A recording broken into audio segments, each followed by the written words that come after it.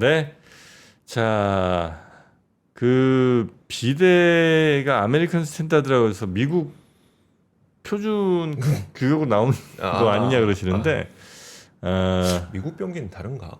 미국 병기가 뭐 크게 다르진 않죠. 네. 미국 형아들이 좀 큰가? 내 기억에는 뭐 그렇게 컸던 것 같지는 않은데. 그러니까요. 우리가 예전에 약간 좀 작은 게 꽤 있었어요. 네, 우리가 조금 작은 게 좀 있었던 것 같긴 한데 비슷비슷하지 뭐. 그쵸? 사람 먹고 사는 거야. 뭐 비슷한 거 아니겠습니까? 네. 그리고 어떤 분들은 저 추울 때 뽁뽁이로 그 변좌를 둘러싸는 분들도 계신데 그거 위험합니다. 자칫 거기 뭐 하나 끼면 아유 앉았다가 뽁뽁뽁 터져버리면 또 그것도 곤란하고 그것보다 그냥 아메리칸 스탠다드 비대 하나 장만하시기 바랍니다. 자, 그러면 우리 박병창 이사님과 함께 오늘 시장 이야기 한번 나눠보겠습니다. 어서 오십시오, 이사님. 어서 오세요. 예, 안녕하십니까. 네, 반갑습니다. 자, 일단 미국 시장 지난주 한번 살짝 보고 우리 시장 이야기로 넘어갈까요? 네, 지난 한 주는 소폭 하락했고요. 네. 금요일 날 나스닥이 1% 하락한 것 때문에 우리 시장에 영향을 줄 수 있을 것 같고요. 길주 위주로 하락을 했습니다. 8월은 상승을 했고요. 그래서 S&P 500 기준 한 2% 상승을 했고 4월에 관세 발표하면서 급락 이후에 5, 6, 7, 8, 4개월 연속 상승을 했습니다.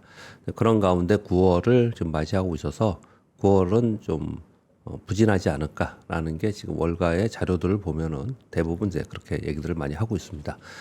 지난주에도 견조한 흐름을 계속 나타내고 상승이었는데 금요일 날 하락을 했습니다. 다우는 0.2, 나스닥이 1.15% 하락했습니다. 지난주에 강세를 보였던 것은 전반적으로는 9월 금리 인하를 반영하고 있었고요.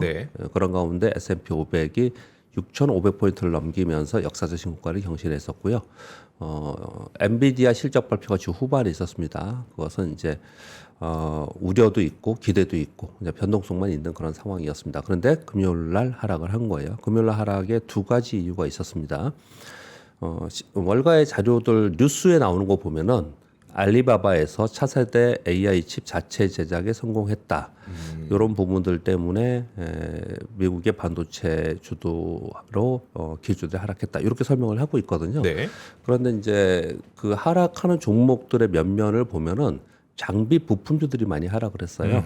그래서 그거보다는 아까 공 기자님이 전해주신 것처럼 미 상무부에서 삼성전자와 SK 하이닉스에 미국의 반도체 장비 중국에 공급할 경우에 개별 허가로 전환한다는 뉴스가 이건 미국 장비가 들어가는 것을 막겠다는 거니까 미국의 장비 부품 회사들이 많이 하락을 한 거예요. 그래서 필라델피아 반도체 지수가 3% 하락을 했고요.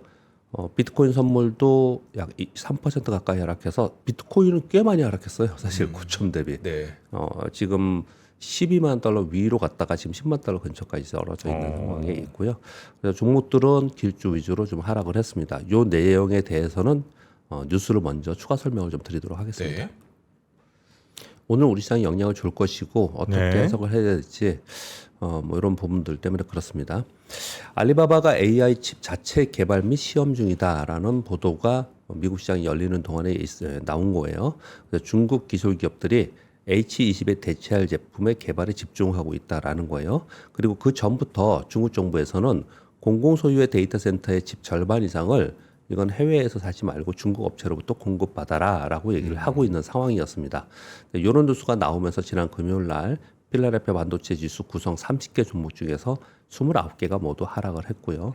한 3% 전후로 하락을 했습니다. 그런 가운데 참고로 제가 이렇게 적어놨는데 중국은 지금 어떤 상황이냐? 화웨이를 앞세워서 내년 AI 칩 생산을 3배로 확대하겠다.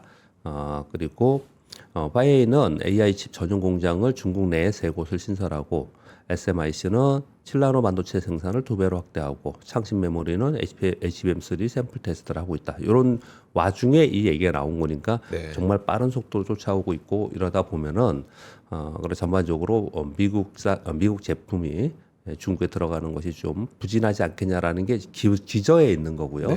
그보다는 제가 보기에는 장비 부품주가 많이 빠진 거는 이 8번 뉴스라고 생각합니다. 미국 상무부에서 삼성전자와 SK 하이닉스도 미국의 반도체 장비를 4사의 즉 삼성과 SK의 중국 공장으로 공급 시에 건별 허가들을 받아야 된다. 120일의 유예 기간을 줬고요. 네. 그러면 2026년 내년 1월 시행입니다. 그러네요. 네. 네. 상무부에서는 그동안에는 우방 국가 기업에는 포괄적 허가제, 포괄 허가제로 예외적 허용을 했습니다. 그래서 이렇게 건별로 허가하지 않고 그냥 포괄적으로 다 들어갈 수 있었다는 거예요, 장비가. 요걸 요번에 철회하겠다라고 하는 겁니다.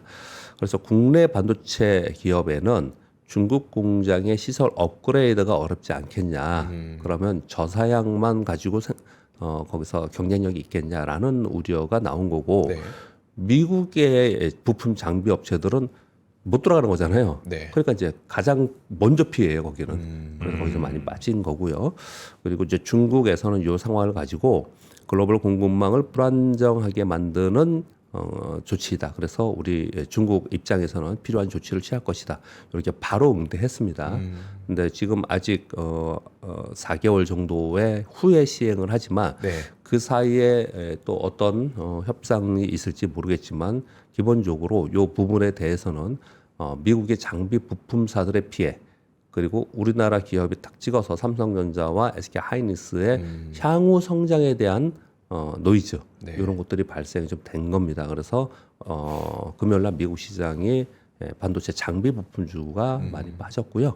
그리고 이게 우리 시장이 어떤 영향을 줄지에 대해서 이제 오늘 우리가 시장이 열리는 겁니다. 그러니까 나스닥이 빠지면 우리 시장이 좀 빠지거든요. 그러니까 네. 이제 빠지는 상황이 좀 될 가능성이 있는데 그 상황 속에서 삼성과 SK의 이번 이것으로 인한 피해가 얼마나 있을까에 대해서 오늘 시장이 이제 프라이싱을 하겠죠. 네. 그리고 또 한 가지는 이 뉴스를 보면서 그러면 삼성과 SK 하이닉스에서 미국 장비 부품을 활용해서 한 부분도 있지만 우리나라의 장비 부품사들 있잖아요. 네. 이 우리나라의 장비 부품사들 중에서 틈새 시장으로 타겟팅해서 중국에 납품했던 회사들은 상대적으로 좀 유리해질 수도 있는 거예요. 그러니까 장비 부품사는 좀 달라요. 이게 지금. 그러니까 미국 거 못 넘어가니까 우리나라께 넘어갈 수 있다. 그런 네. 부분이 좀 이제 생기는 부분이 좀 있습니다. 이게 지금 현재 상황이고 오늘 우리 시장에는 이제 악재로 작용을 할 것이다 하는 걸 이제 뉴스를 전해드렸는데 네. 이 뉴스 들으면서 일반적으로 생각해보면 이런 생각이 좀 들죠. 우리가 기술력이 없어서 소재는 미국에서, 일본에서 많이 받아오고 그리고 장비 부품은 미국 걸 많이 쓰고 이렇게 표현을 했지 않습니까? 네. 이 얘기도 한 지가 10년, 20년 됐잖아요. 근데 이제 계속 이런 상황이 좀 되면은 뭐 중국만 발전하는 건 아니죠. 우리나라의 장비 부품사들도 이런 기회에 그러면 지금 한 4개월 있는데 그 사이에 뭐 기술력이 확 발전하는 건 아니지만 네. 다시 한번 좀 점검을 해봐야 되는 상황이 아닌가라는 생각도 든다는 거죠. 네. 우리나라의 장비 부품사들의 기술력이 올라가면 이런 거 걱정 안 해도 되는 거잖아요. 네. 이제 그런 상황이다라는 걸 말씀을 좀 드리겠습니다.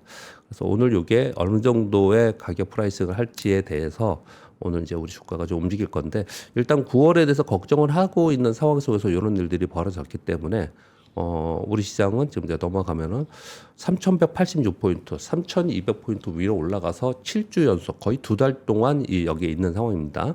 이 상황 속에서 계속 갈길을 가지 못하고 있었기 때문에 지난번에 3,040포인트가 저점을 한번 찍었었거든요. 그리고 이렇게 하면은 9월에 또 한번 걱정스러운 상황이 밑으로 되지 않을까라는 걸 일단 기본적으로 갖고 가야 된다. 그래서 이런 노이즈가 있기 때문에 그 부분에 갖고 계시는 분들은 이것을 좀 고려를 해야 된다. 이렇게 말씀을 좀 드릴 수가 있겠습니다. 그리고 지난주 금요일에는 전반적으로 뭐 좀 약했어요. 뭐 지난 한 주 동안은 반등을 했지만 지난주에 특히 금요일 날 약하고 전체적으로 약한 것은 외국인들이 지난 한 주 동안 1.2조 원의 순매도를 했습니다. 외국인들의 수급은요. 잠깐 보여드리면요.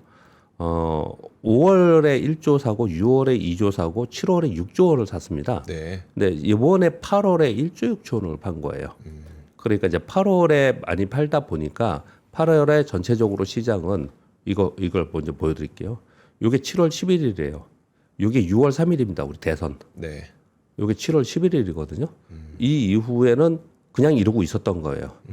몇 개 우리가 얘기하는 조방원이라고 얘기하는 전력기기 여기 종목도 지주사 이런 종목들도요. 여기서 이 신고가를 뚫고 가는 종목 몇몇 개뿐이 없어요. 다 그냥 전부 다들 이 지수하고 비슷하게 이렇게 생기고 있습니다. 주도주다 보니까 이런 현상이 좀 나타나고 있는 상황에 있고요. 그런 상황 속에서 그래도 좀 돋보였던 것은 이번에 한미 정상회담 후에 그러면 최대 수혜이고 기대가 제일 큰 데는 어디냐라는 건 이제 조선이었습니다. 네. 그 조선 상황 속에서도 지난주 금요일 날 설명드린 바와 같이 일단 완성품보다도 먼저 장비 라인 다 들어가야 되잖아요. 그래서 조선 기자재와 엔진 이런 쪽이 가장 각광을 받았어요. 특히 금요일에는 시장이 이제 지지부진한 속에서도 종목들을 이렇게 불러드리면 HD 현대 마린엔진 9%, 세진중공업 9%, SNC스 8%, HJ 중공업 21%, STX엔진 7%, 한화엔진 16%. 그 맨 밑에 있는 데는 저희 원료들이요. 저기 수소 원료도 있고 네. 그 전지들 있잖아요. S&T 에너지 5.6%, 삼성엔텍 상한가, 범한 피어스 18% 이렇게 올랐어요. 그래서 조선 완성품보다도 네. 완성 조선사보다도 조선 기자재하고 원료 전지 이쪽이 훨씬 더 강했다 그렇게 말씀드리는 거예요. 그래서 조선 기자재가 지난 한 주 동안은 가장 강했습니다. 네. 그런데 지수는 지지부진하는 상태에 계속 있었다. 그것은 외국인들이 계속 순매도를 하고 있는 상황이 8월 내내 있었다라고 말씀을 드리는 겁니다. 네. 이게 이제 코스피 일봉에 좀 전에 보여드렸던 그냥 지지부진 계속 이런 상황이 좀 있었고요. 이 상황 속에서 이걸 넘겨야지만 역사적 신고수를 내는 거잖아요. 네. 근데 전 세계 시장이 거의 대부분 역사적 신고수를 다 돌파하고 갔어요. 우리는 작년에도 약했는데 이번에도 돌파를 못 하고 있는 상황에 지금 있는 상황에서 이렇게 계속 못 가니까 실망이 커지는 거고 이 계속 갈 길에서 못 가면은 네. 실망이 커지거나 그러면 이거 안 되겠다 싶은 이 매도가 생기거든요. 그러면은 이제 밑으로 좀 떨어질 수 있는 가능성이 좀 있어요. 근데 요 라인은 지금 3,100포인트라고 말씀드리고 그때 제가 여기 떨어졌을 때 어떻게 설명을 드렸냐면은 이 상승폭 여기서부터 여기까지 상승폭의 30%를 계산해 보면 네. 3,000포인트 초반이에요. 3,040포인트 정도 됩니다. 네. 그래서 일단 그 정도까지는 염두에 두면서 시장을 9월을 맞이하는 게 아닌가라는 생각을 듭니다. 이건 이제 주봉이고요. 그렇게 말씀드리겠고요. 다른 나라들은 저런 그러니까 예를 들면 우리는 이제 뭐 조방원이니 뭐 좀 잘 나가는 업종들이 좀 있었잖아요. 네네. 전 세계적으로 잘 나가는 예. 그런 거 있어도 최고가를 못 찍고 예. 그런 거 없는 나라들도 근데 막 예. 최고가 그냥 시장 좋으니까 막 가는 나라들도 예, 많은데 유동성으로 그렇게 하는 우리는 거죠. 그런 저런 훌륭한 선수들이 있어도 예. 최고가를 못 찍네, 그죠? 유동성이 좀 제한적이었습니다. 왜냐면은 요번에 올라오는 동안 개인들과 기관은 엄청 팔았습니다. 네. 그러니까 이제 제한적인 거죠, 계속. 그게 위쪽으로 더 열렸다라는 시장의 공감대가 형성이 되면 네. 매도가 줄면서 그냥 급하게 사겠죠. 네, 그런 부분들이 좀 없었다라는 거죠. 근데 6월에는 그게 있었는데 이후에는 그게 없었다라는 설명을 좀 드리는 거고요. 쭉 갈 때 뭐가 이렇게 브레이크가 좀 그때 너무 이상하게 좀 맞습니다. 걸리는 게 그때 브레이크가 걸리지 그게 않았어야지만 너무 아쉽습니다. 갔다가 만약에 그때 뭐 3,400이라도 네. 3,500 근처라도 갔으면요. 네. 요번에 떨어질 때의 저항, 그러니까 네. 지지가 네. 3,300 정도가 됐을 거예요. 그럴 것 같아요. 이 지수 시장이라는 게 그래요. 네. 시장이라는 게. 그래서 올라갈 때 한번 좀 가져야 되는데. 예. 근데 그때 좀 올라가는 거에 안주한 것 같아요. 제가 보기에는. 네. 이 정치권이나 이런 데서 보면은 좀 그런 느낌이 좀 있습니다. 자, 뭐 아쉽지만 그런 현재 상황인 거고요. 네. 미국의 상황을 잠깐 말씀 좀 드리면 두 가지 축이 있죠. 미국 시장이 고평가다. 아니다. 유동성 때문에 추가 상승할 거다라는 논쟁이 한 축에 있고요. 또 한 축은 AI 쪽이 고점이다. 아니다. 성장 지속될 거다. 이 두 가지 축이 사실은 같은 거예요. AI가 가면서 지수가 더 갈 수 있는 거긴 한데 이 두 가지 논쟁이 계속 있는 상황에서 지금 시장은 열려져 있습니다. 그럼에도 불구하고 시장이 추세적으로 전환하면서 반락할 거다라는 쪽으로는 잘 안 보는 것 같아요. 그렇게 보지 않은 것은 이런 것 같습니다. 일단 다 읽어드리면 9월은 일반적으로 연중 가장 부진한 달이라고 하죠. 특히나 8월에 상승을 했잖아요. 네. 그리고 4개월 연속 상승을 했지 않습니까? 그래서 이제 9월이 좀 부진하다고 생각해요. 근데 우리나라 투자자들이 얼마나 좀 뭐라고 표현할까요? 우습다고 표현하면 좀 그렇고 미국이 안 갈 것 같아. 그러면 우리는 자신이 없어. 우리 시장에.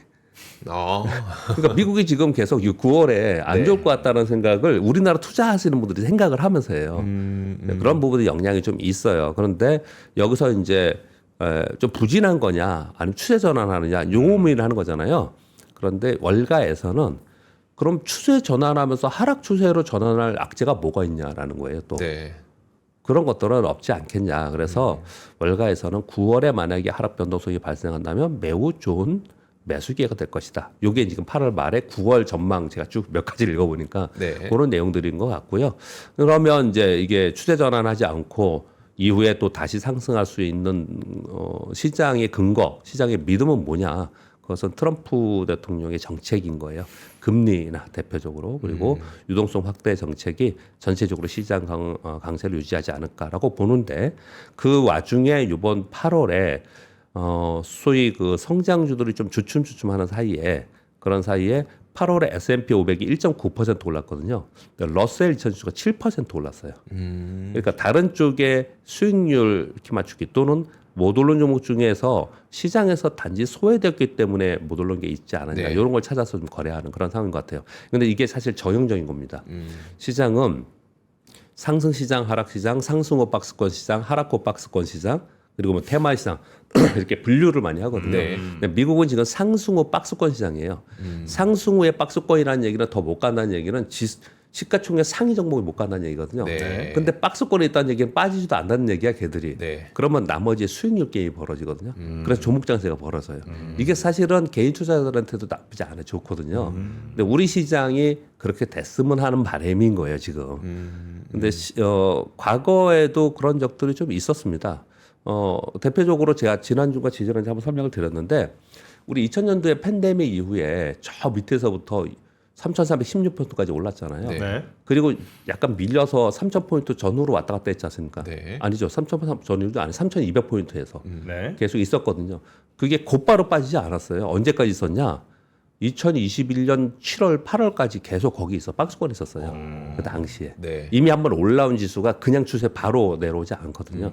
근데 지금 시장은 그런 구간에 들어가 있으면서 9월에는 조금 보합권 또는 좀 보수적으로 봐야 되지 않을까. 이게 지금의 시황 얘기를 하는 것 같습니다. 그렇게 말씀드리겠고요. 그리고 이번 9월에는 가장 중요한 이벤트는 이제 FMC 회의입니다. 여러분 다 아시다시피 그렇게 말씀을 드리겠고요.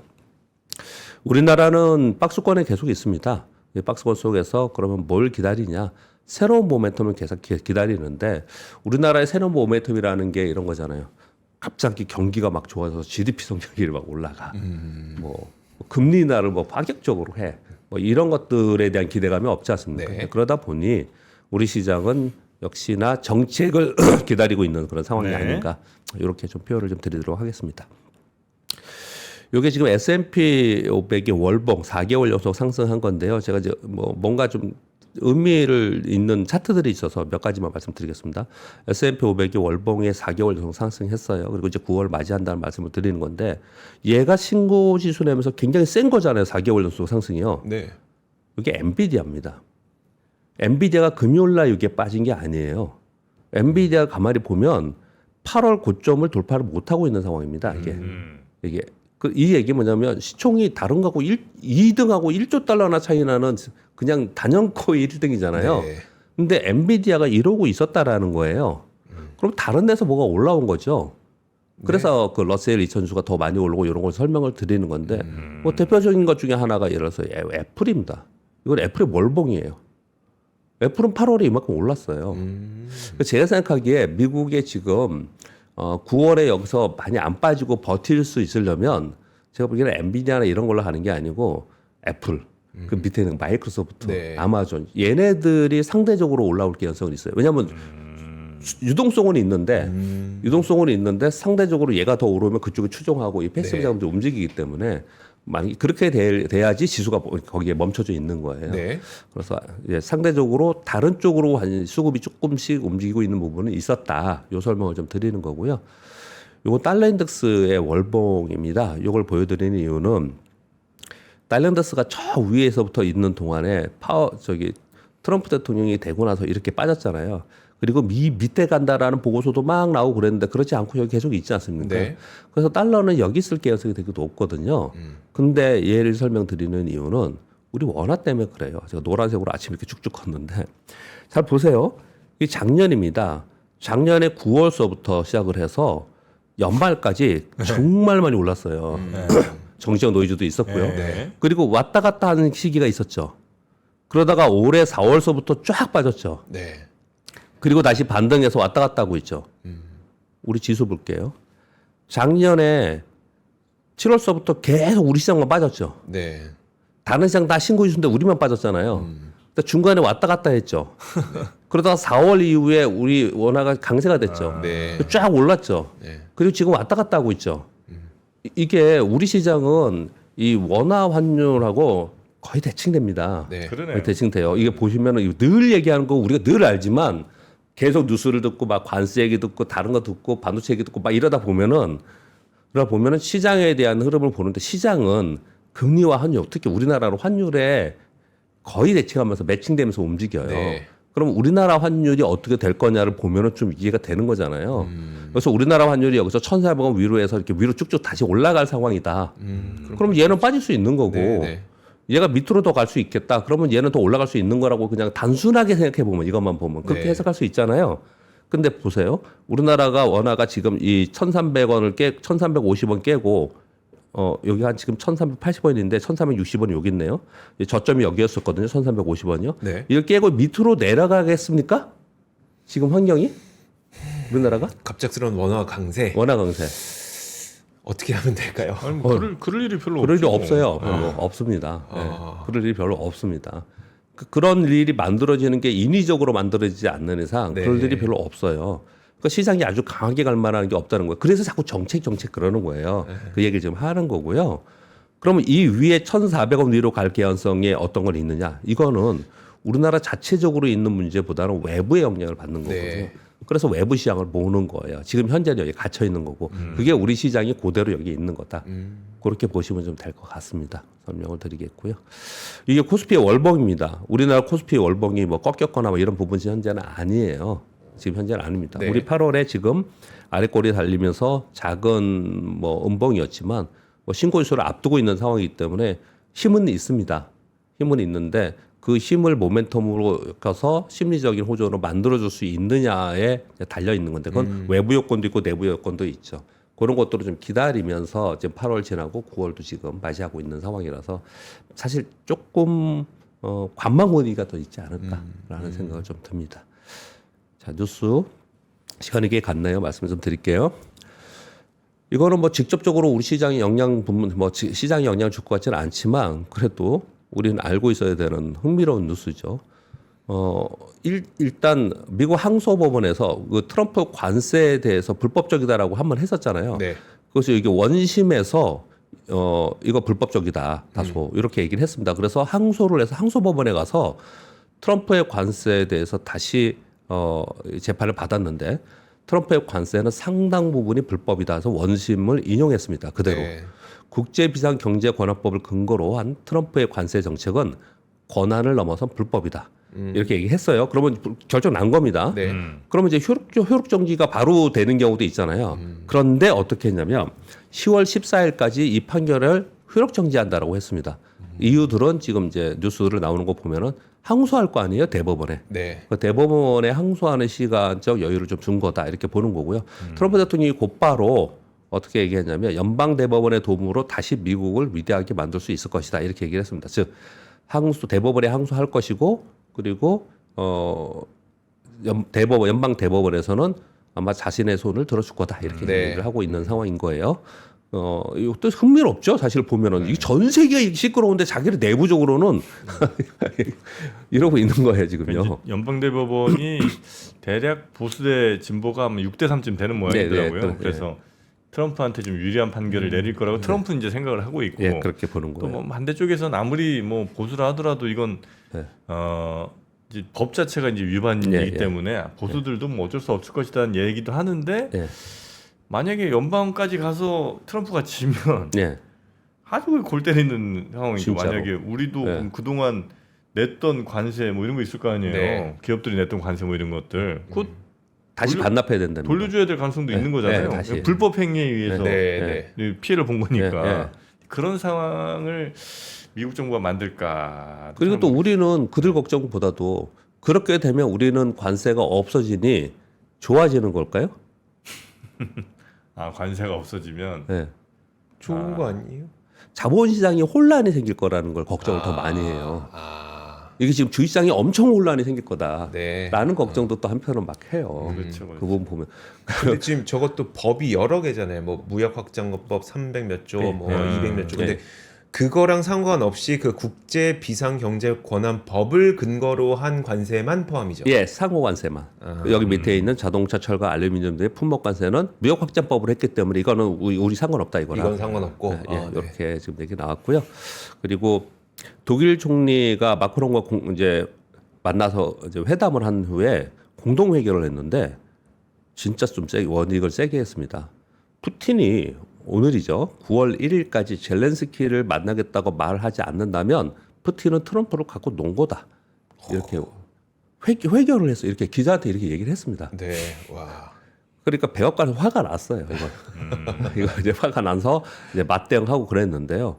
이제 그건 뭐 그들의 얘기고 그 동안에 왜 지난주 말고 그 전주에는 마치 러시아 우크라이나 전쟁이 곧 끝날 것처럼 분위기가 막 만들어졌잖아요. 네. 근데 그 일주일 지나고 나서 상황은 또 이렇게 됐다라는 거예요. 그래서 요쪽에 또 투자하고 계신 분들은 또 약간 머리 아픈 그런 상황이 좀 됐습니다. 그렇다고 또 이게 이대로 끝나지 또 않을 수도 있잖아요. 여기 네. 정치 논리니까. 네, 지금 지난 주에는 이런 상황이 있었다 이렇게 말씀을 드리겠고요. 미국이 지금 아예 용어를 만들었네요. 인텔의 지분 참여를 했고 그리고 반도체를 할까봐 걱정을 하다가 또 조선 얘기도 꺼내고 그랬잖아요. 그런데 이번에는 원자력을 얘기를 하기 시작했습니다. 전력 수요 급증과 핵심 자원의 국내 공급망 강화를 위해서 원자력 기업에 대한 지분 인수를 고려한다 이렇게 얘기 지금 나오고 있습니다. 근데 요거는 가장 타당성이 있다고 지금 자료가 나오는 것 같아요. 네. 다른 거보다. 예. 왜냐하면 원자력 업계는 우량한 농축도 있고 네. 기업도 있고 해서 이게 정부 지원이 들어가는 연방 자금이 들어가는 거거든요. 여기. 그래서 연방 자금이 인텔은 그렇게 했잖아요. 네. 정부 자금이 들어간 거를 지분으로 바꾼 거잖아요. 네. 그러니까 이 원자력 업계 기업에는 연방 자금에 보조금 지원금이 들어가기 때문에 이걸 활용해서 지분 참여 가능성이 있지 않겠냐 이런 얘기들을 지금 하고 있는 상황이에요. 근데 이런 게 하나하나 더 나오면 아이고 그냥 당하는 입장에서는 머리 아픈 거죠 우리는. 네. 우리는 지금. 근데 반도체는 그럴 일이 좀 없을 것 같긴 한데 반도체도 뭐 지원금 가로 그렇게 한다 어쩌다 얘기를 하지 않습니까? 네. 근데 TSMC는 아 우리 필요 없다 그러면 이렇게 얘기를 했고요. 근데 만약에 조선업에 네. 조인트 벤처 같은 걸 만들어서 또는 원자력의 조인트 같은 걸 벤처를 만들어서 정부에서 지원하는데 이걸 지분을 하겠다 뭐 이런 식으로 얘기하면은 이게 이 상황 그래서 월가는 굉장히 우려를 하고 좋지 않게 생각을 해요. 네. 이 부분에 대해서요. 미국의 그 자본주의 정신과 제일 반대로 가는 거 아니에요, 이게? 맞습니다. 정부가 여기저기 지분 다 사들여갖고 공산주의지 그게. 그래서 맞아요. 트럼프 대통령은 마치 사회주의 같은 걸 하고 있는 상황이라서 지금의 미국은 뭐 자유무역주의니 뭐 또는 자본주의니 뭐 자유경제주의니 민주주의 뭐 이런 부분이 아니면 그렇게 해석이 잘 안 되는 네. 부분이 상당히 있습니다. 그런 와중에 이제 이거는 제가 그냥 딱 한 줄만 적어왔는데 뭐 이것도 시장하고 직접적인 영향이 아닐 수도 있겠지만요. 9월 3일날 중국이 정승절 행사를 하죠. 시진핑, 푸틴, 김정은이 좌우로 해서 나란히 착석을 한다는데 이게 되게 이례적인 외교 이벤트라고 지금 보도들이 나오고 있어요. 이렇게 세 명이 만나서 앉은 것 자체도 6년 만에 처음이고 네. 그동안에 푸틴과 시진핑은 그런 적이 있었지만 김정은 그렇지 않았어요. 김정은하고는 북한하고는 북한과 중국은 거리를 뒀었어요. 거리를 뒀었는데 이번에 나란히 앉으면서 북중러 연대 과시를 한다는데 이것에 제가 그냥 써오면서 하고 싶은 말이 있어서 써왔는데 이거 왜 이렇게 됐을까? 이게 트럼프 때문에 이런 걸까요? 트럼프 때문에? 네. 트럼프가 이렇게 안 했으면은 이렇게까지는 하지 않았을 가능성이 높아요. 그렇게 저만 그렇게 생각하는 게 아니고 해석들을 보면은 네. 그런 해석들이 굉장히 많아요. 그래서 상당히 세상이 전체 우리 뭐 주식상을 논하는 자리지만은 세상이 과거와 다르게 트럼프에 대해서 상당히 이 독특하고 새로운 방향으로 하는 게 굉장히 많다라는 거죠. 네. 그래서 근데 우리는 이제 주식시장이라는 건 세상의 모든 일을 반영을 하잖아요. 뭐 이런 것들 때문에 혹시 북한하고 중국하고 더 강화되면은 우리가 되게 거꾸로워요. 중국하고 뭘 하기가. 네. 그러면 그동안에 우리 하반기 막판에 가서 중국하고 뭐 화해 모드가 되면서 그러면서 대중국 관련주를 봐야 된다 이런 얘기 한참 했었는데 네. 그러면 그건 또 어떻게 돼요? 그렇죠. 뭐 이렇게 되는 게 그 근원지는 대부분 다 트럼프의 정책으로 네. 이런 일들이 벌어지고 있다라는 것이고요. 그리고 워렌 버핏이 일본의 미쓰비시 상사를 조금 사다가 사다 보니까 많이 사게 돼서 최대 주주가 된 거예요. 네. 원해서 한 건 아니라고 저는 생각을 해요. 그때 왜냐하면 분할해서 샀었거든요. 조금씩. 근데 미쓰비시 상사가 풍력 발전소를 포기한다라는 발표를 했습니다. 27일 날. 일본 내 모든 해상 풍력 사업에서 철수한다라는 발표를 했습니다. 미쓰비시가요? 예, EM 보증까지 포기했는데 근데 왜 포기했냐가 중요해요. 이게 원자재 가격 급등으로 인해서 최초 원가 계산한 것보다 2배가 됐다는 거예요, 지금. 비용이. 네. 이 2배가 된 근본적인 이유가 뭐냐? 엔저라는 거예요. 엔저.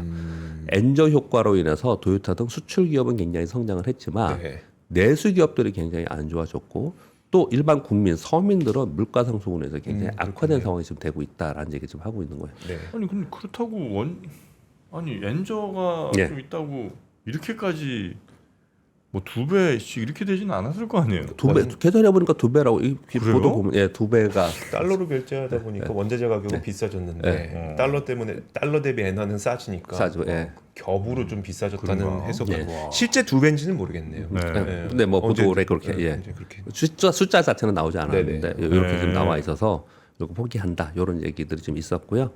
그리고 이거는 제가 할까 말까 하다가 맨날 요즘에 굉장히 시끄러운 뉴스예요. 시끄럽다기보다도 제일 많이 나온 뉴스예요. 그러니까요. 근데 실제로 주가가 많이 움직이더라고요. 그래서 이거를 좀 가져왔는데요. 네. 그 비만약 있잖아요. 주사제에서 먹는 약이라고 하는 유고비 거잖아요. 같은 거. 네. 이거 마지막은 어디로 갈지 저는 알 것 같아요. 그래요? 네. 아니 기업을 하는 게 아니고 주사에서 알약에 맞으면 뭘로 갈 것 같아요? 패치?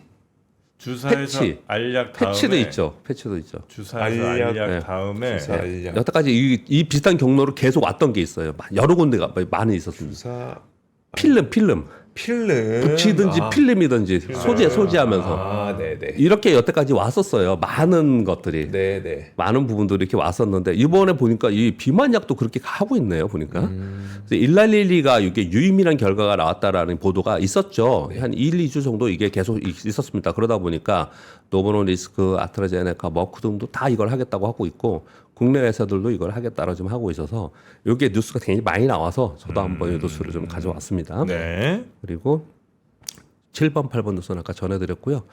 그리고 방산 뉴스가 이번 주에 조금 있네요.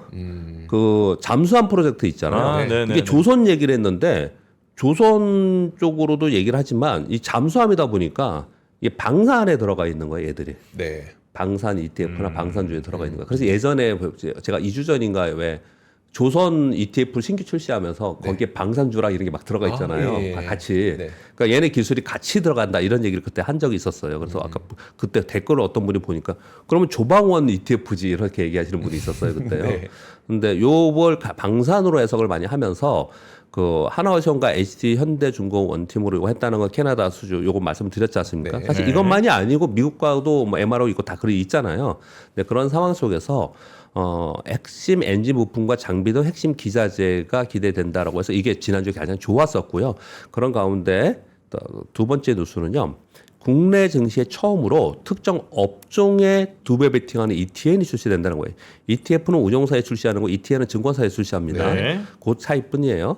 방산주의 상승 또는 하락에 2배 베팅하는 ETN을 10월에 출시하기 위해서 지금 심사 중입니다. 이런 게 지금 나와 있어서 그 보도에는요. 그럼 방산주 이제 하락 베팅 2개 나와서 이제 매물 맞겠다 이런 쪽도 있거든요. 그것만 많이 나오는데 위쪽으로도 2배 베팅이 나왔어요. 근데 이게 왜 중요하게 생각하느냐? 방산업종이라는 핫한 업종에서 있는 것도 있지만 두 번째 업종의 두 배는 우리는 없었습니다. 지수에는 그래요? 있었지만, 예. 없어요 우리는. 예, 예. 우리나라는 지수와 있어요. 반도체 곱하기 2 뭐 이런 거 없어요. 지수 원자재 있죠. 업종에는 없었습니다. 업종에는 없었는데 이게 처음에 나와서 이게 될지 안 될지 해서 시장에서 상당히 화두인 거고요. 자, 그런 가운데 이거 지금 다 방산 관련 뉴스라서 같이 엮어서 넣은 겁니다. 이번 주에 폴란드에서 국제 방산업 전시회가 있습니다. 이거 되게 중요합니다. 네. 이게 왜 그러냐면요. 2021년도에도 그랬고 2023년도에도 그랬고 여기서 가서 논의 보여주고 기술 보여주고 논의하고 해서 수주를 받아서 그해 말에 줬어요. 인도했어요. 여기서. 아, 그래요? 예, 예. 그해 말에 인도했거든요. 그래서 요번에 9월 2일부터 5일까지 이게 매년 열리는 폴란드에서 개최하는 국제 방산업 전시회에 또 요번에 이제 진행이 좀 되고 있어서 이번 주에는 요 부분이 좀 관심거리로 좀 될 수 있을 것 같다. 네. 폴란드도 지금 잠수함 수주전 하고 있지 않나요? 폴란드? 폴란드 제가 한번 찾아볼게요. 네. 이거 하고 있었던 것 같은데. 폴란드. 네, 그렇게 말씀드리고요. 네. 찬수님 동안은 그냥 10분 10분 짧게 말씀드릴게요. 민주당에서 이런 얘기를 했습니다. 자본시장 활성화 구상이 동력을 잃은 게 아니냐는 세간의 우려가 있는데 이에 대한 오해를 바로 쫓고사 우리는 열심히 하겠다. 이번 9월 정기 국회 내에 자본시장법 개선과 자사주의 제도 개선을 통과시키겠다. 뭐 이런 얘기를 좀 하고 있고요. 그리고 11번 뉴스는 한세실업하고 영업무역하고 되게 비슷한 회사거든요. 업종이. 네. 근데 1년 동안 한세실업은 44% 하락했고 영업무역 54% 올랐다는 그래서 거예요. 뭐 때문이죠? 그게 뭐 때문이냐라는 걸 이제 설명을 좀 하고 있는데 이건 이제 우리가 투자하면서 유용하기 때문에 이제 적어온 겁니다. 비슷한 업종이에요. 네. 비슷한 OEM, ODM 업종인데 뭐 때문에 봤더니 미국 시장 노출도하고 주주 환원책 때문인 것 같다라고 딱 아예 이렇게 두 개를 딱 했습니다. 얘기를 딱 정확하게 얘기를 했는데 뭐냐면 한세실업은 매출 자체가 미국의 집중이에요. 집중도가 굉장히 높다라는 거예요. 그러니까 관세 영향 훨씬 크다라는 거예요. 네. 근데 반면에 영업무역은 영업무역은 인도네시아나 동남아시아가 많거든요, 여기는요. 그래서 영업무역은 상대적으로 거기서 조금 비껴나 있다라는 부분. 둘 다 실적은 안 좋았어요, 이번에요. 네. 그 부분 하고요. 이번에 실적 발표하면서 영업무역은 기업가치 제고 계획을 발표했습니다. 배당 성향은 27년간 25% 하고 PBR 1배 이상으로 만들 거고 이거 되게 웃기지 않아요? 이걸 읽어보면서 참 보세요. ROE 10% 이상 2030년까지 PBR 1배 이상으로 만들고 싶대요. 2030년까지 PBR 1배 이상으로 만들고 싶다는 거예요. 그게 우리나라 진짜 어마어마한 거예요. 이 PBR이 진짜. 근데 아무튼 이런 얘기들이 발표를 좀 하면서 그래도 상대적으로 시장에서 평가가 달랐다. 그렇게 얘기 좀 하고 있는 네. 상황인 것 같아요. PBR 한 배 만드는 게 목표인데 그것도 2030년까지. 와, 지금 몇 배? 한 0.5쯤 되나?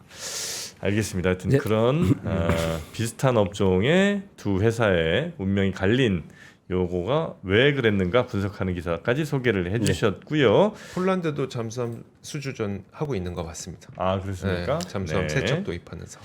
자, 우리 박병창 이사님은 여기서 보내드리고요. 대단히 고맙습니다. 감사합니다. 네.